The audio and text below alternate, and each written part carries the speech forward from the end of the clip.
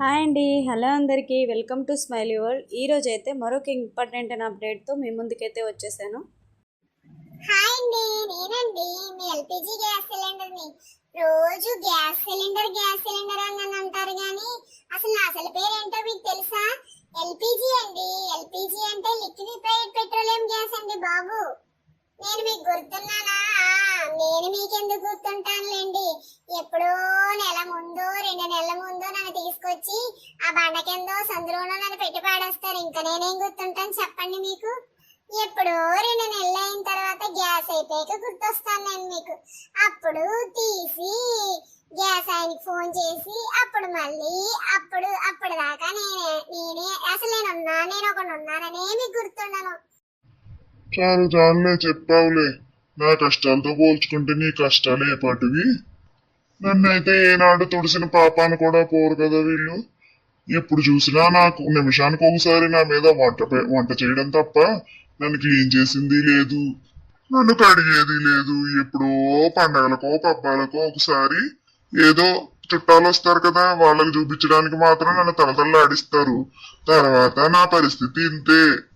వాళ్ళ కడుపులు నిండాలంటే నా కింద మంట పెట్టాలి, వీళ్ళ వంట వండాలంటే మనకు మంట మండాలి, వీళ్ళ కడుపులు నిండాలంటే మన కడుపులు మండాలి. మీ గురించి పట్టించుకునే వాళ్ళు ఎవరంటున్నారు? అసలు రెగ్యులేటర్ అంటే ఎలా బిగించాలో తెలుసా వీళ్ళకి అసలు? ఆ సురక్ష పైప్ ని ఏనాడైనా మారుస్తారా? అది అడిగి గ్యాస్ లీక్ అవుతున్నా సరే ఎవరు పట్టించుకోరు. సరేలేండి బ్రదర్స్, మన బాధ ఎప్పుడు ఉండేదేలేండి. కానీ మీ మాటల్లో పడి అసలు విషయం మర్చిపోయాను. అసలు నేను ఎందుకు వచ్చానంటే గ్యాస్ సిలిండర్ గురించి, ఇన్సూరెన్స్ గురించి కొన్ని విషయాలు చెప్దామని అయితే వచ్చానండి.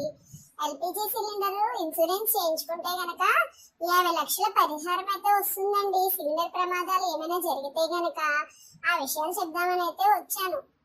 గ్యాస్ సిలిండర్ పేలుడు జరిగి కుటుంబంలో ఎవరైనా చనిపోతే గనక ఒక్కొక్కరికి 10 లక్షలు చొప్పున కుటుంబంలోని 5గురికి గరిష్టంగా 50 లక్షలు అయితే ఇన్సూరెన్స్ ఇస్తారండి.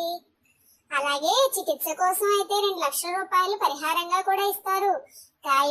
గాయపడిన ఆస్తి నష్టం జరిగిన 2 లక్షల వరకు పరిహారంగా అయితే ఇస్తారండి.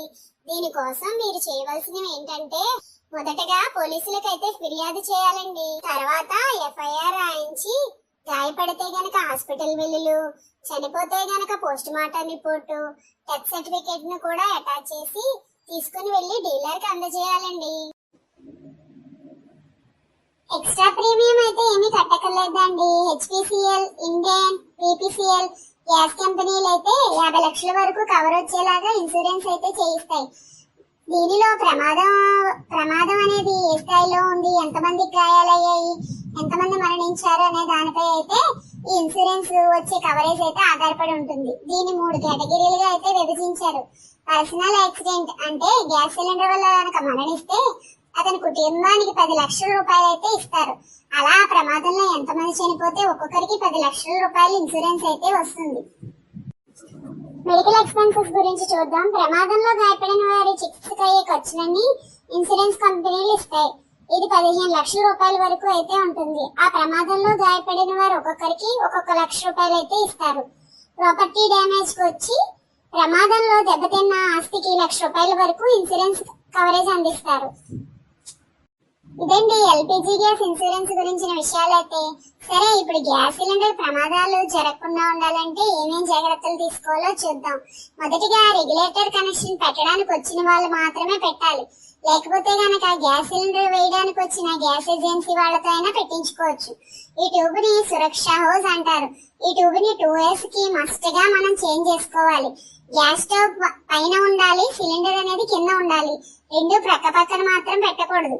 వాటర్ డైరెక్ట్ గా పోసి స్టవ్ క్లీన్ చేయడం వల్ల నాబ్స్ డ్యామేజ్ అయ్యి గ్యాస్ లీకేజ్ అవుతూ ఉంటుంది. తడిగుడ్డతో క్లీన్ చేసుకున్నా సరిపోతుందండి. వీటిని కూడా మనం గమనించుకుంటూ ఉండాలి. సిలిండర్ పెట్టే చోట ఎయిర్ ఫ్రీగా మూవ్ అవుతూ ఉండాలి. సిలిండర్ ని కప్బోర్డ్స్ లో అది పెట్టకూడదు. సురక్ష హోస్ స్టవ్ కి కరెక్ట్ గా ఫిట్ అయిందో లేదో చూసుకోవాలి. ఇవండి గ్యాస్ సిలిండర్ గురించిన జాగ్రత్తలు అయితే. ఈ వీడియో కనుక మీకు నచ్చినట్టయితే లైక్ చేయండి, షేర్ చేయండి, సబ్స్క్రైబ్ చేయండి ఫ్రెండ్స్. Thank you friends.